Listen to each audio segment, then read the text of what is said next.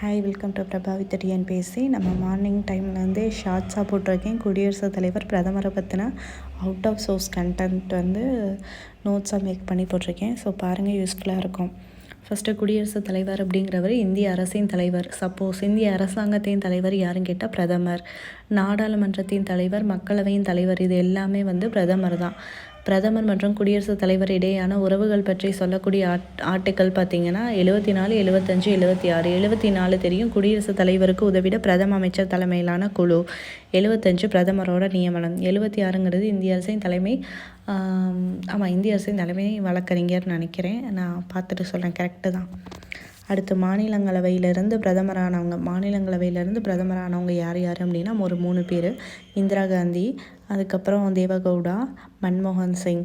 இந்த மன்மோகன் சிங் ஐயா பற்றி பார்க்கணும் அப்படின்னா இவங்க திட்டக்குழுவோட துணைத் தலைவராக இருந்திருக்காங்க. ரிசர்வ் வங்கியோட கவர்னர் ப்ளஸ் நிதி அமைச்சராக இருந்திருக்காங்க.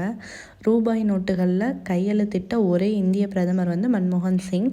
அப்புறம் ஆர்டிஐ ஆக்ட் கொண்டு வரும்போது பிரைம் மினிஸ்டராக இருந்தவங்க இவங்க தான்.